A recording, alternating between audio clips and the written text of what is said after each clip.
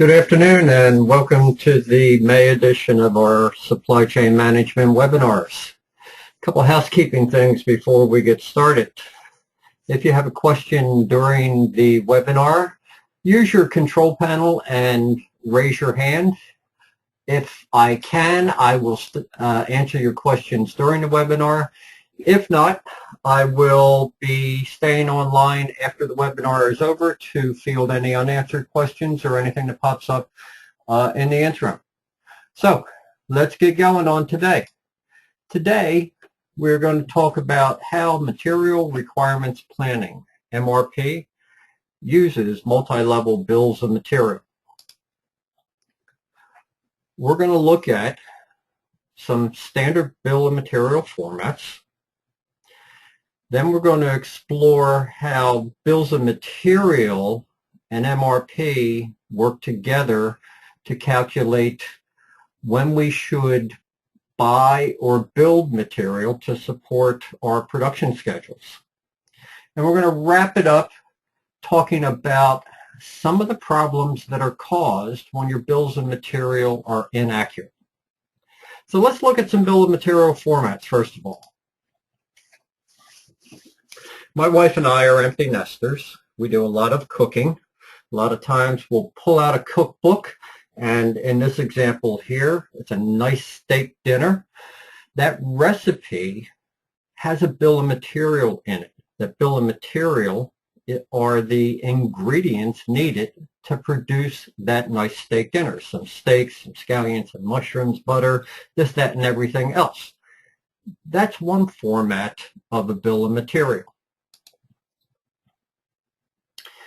In addition to doing a lot of cooking in that, we're in the process of remodeling one of our bathrooms. And I went down to the local home center this past weekend and picked up a new exhaust fan to put into this bathroom remodel job that we're doing.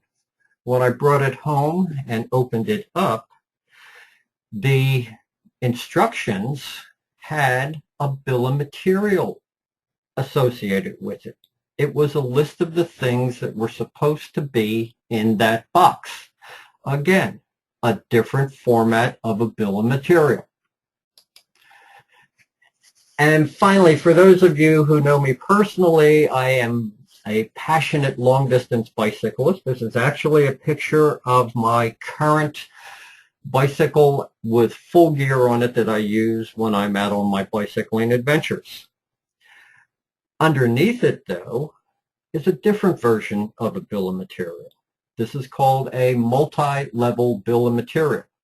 It starts with the bicycle and it looks at all the things that you need and when you need them in the hierarchy of things to build that bicycle.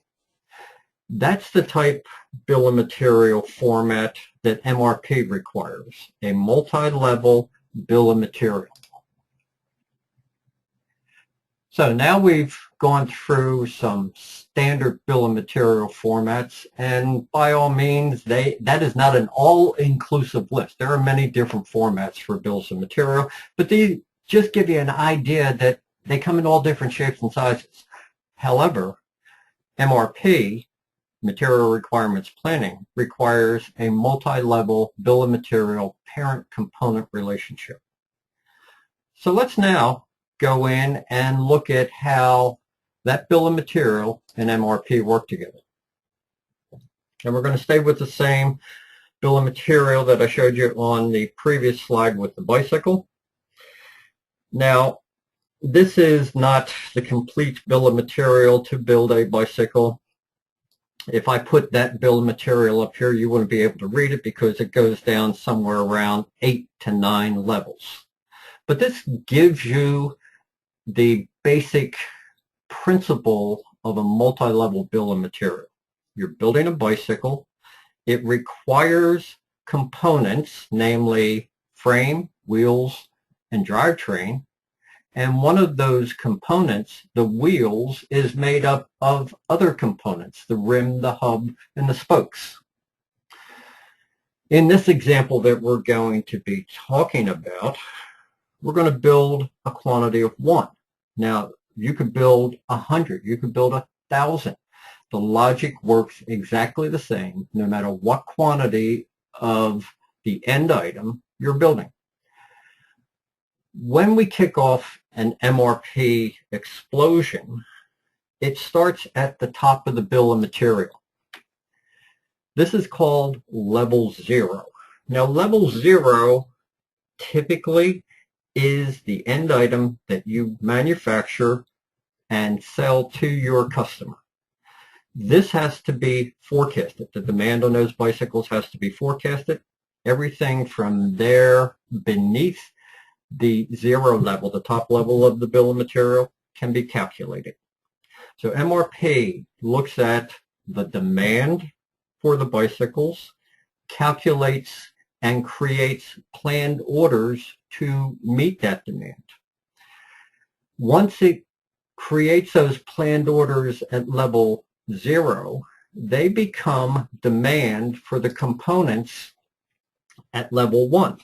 So if we're building one bicycle, we need one frame, 2 wheels, and 1 drivetrain assembly. MRP then calculates, do we have these things? If not, it creates a planned order to build and or purchase, if it's a purchased item, these components. Now for our example, we're only going to concentrate on the wheels. To build one bicycle requires 2 wheels. MRP then moves down a level to level 2 and says, okay, if I'm building 2 wheels, that means I need 2 rims, 2 hubs, and 96 spokes.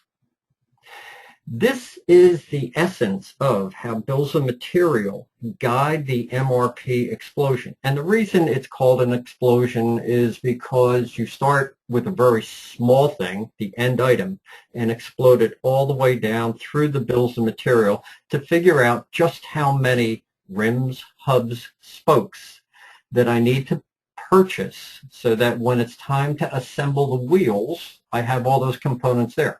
The same thing applies to the next higher level above it, level 1, where it then provides you with the frame, the wheel set, and the drivetrain that you need to assemble together to make that finished bicycle.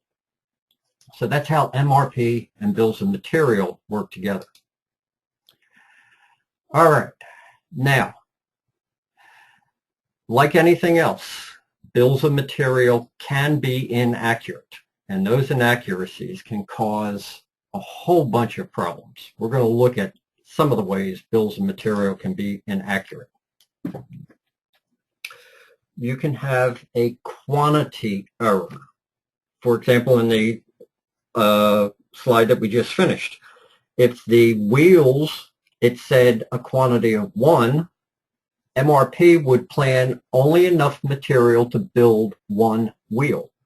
When you go to assemble the bike, oops, you got a problem. You don't have the material that you need to finish the bicycle. In other words, you don't have 1 of the 2 wheels.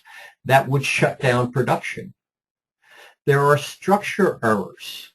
It could tell you to build the wheels after the bike is completed. Well, that's not going to work either because it would tell you that the wheels could come in after the bicycle was completed. Another example is a part number error. And this applies to organizations that do a lot of revisions to their bills of material. Now, I worked 25 years in electronics manufacturing, and we had a lot of changes. And one of the things that would change would be the part numbers we're using. If the bill of material was not updated when the change was made to the product and a new part number was added, then when MRP creates the requirements and purchasing goes out and buys the material, they wouldn't buy this particular part. It'd get into production and production would be running along. They come to that part. It wouldn't be the right one based on their documentation and production would stop completely.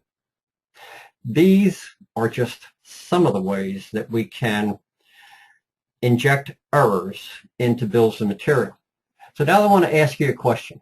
Of the different ways that we've talked about adding, injecting errors into bills of material, I want you to take a look at this list and answer, what do you think is the biggest problem caused by inaccurate bills of material?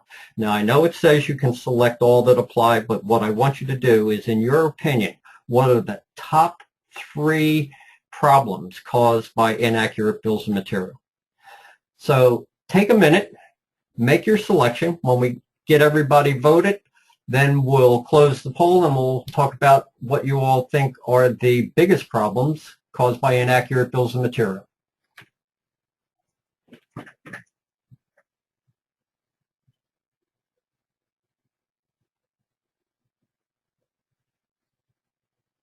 Okay. People, you need to start voting. I've only got a couple people that have voted. Here we go.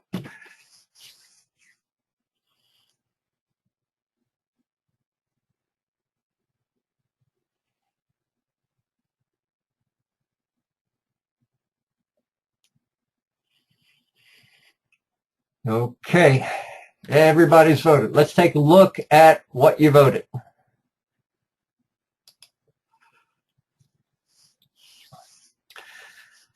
Every one of you nailed it. Late delivery to customer. If the bill of material isn't correct, how can we produce the product on time? If we don't produce it on time and deliver it to the customer, that has a ripple effect far outside of our organization, because that affects not only our ability to deliver, but how our customers think about us. Incorrect costing.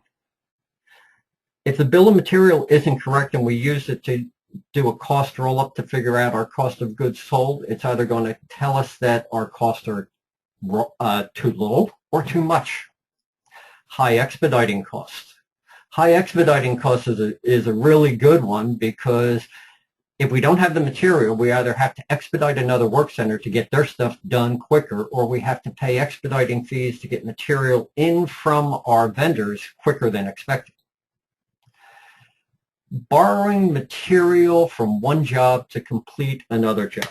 For those of you that are in electronics, you know that happens all the time. I got a shortage in the production right now, a job that's stopped dead in production. They can't produce anything.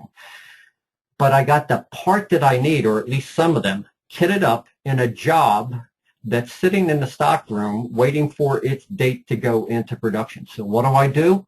I steal from that job, or borrow, more polite term, and put it out on the production floor in a job that's currently running. The problem with that is we always forget to take the parts and put it back into the job that we borrowed them from, which that then leads to the last one here, production inefficiencies, starting, stopping, resetting up jobs that have already been set up once because you had to tear them down, wait for the parts to come in, and then you had to reset the job up. So all of these things are problems, but the biggest one really is we miss the delivery to our customer, which has a ripple effect for the entire organization. All right. Bear with me one second while the computer catches up with us. So what we've looked at over the course of this webinar are the bill of material format that MRP needs in order to do its calculations, the way that MRP then takes that bill of material and uses it as a roadmap to calculate gross requirements, net requirements, and plan replenishment orders, whether they be purchase orders or manufacturing orders. And then we finished off with looking at the problems that can be caused in your planning and your manufacturing if your bills of material are incorrect. So that's it. Any questions? If not,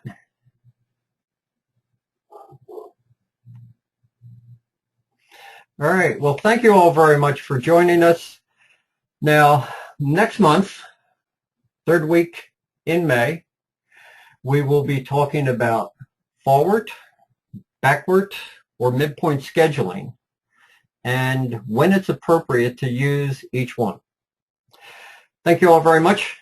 And since we're not going to get together before the holidays, have a wonderful Memorial Day weekend. Thank you all, and have a good day.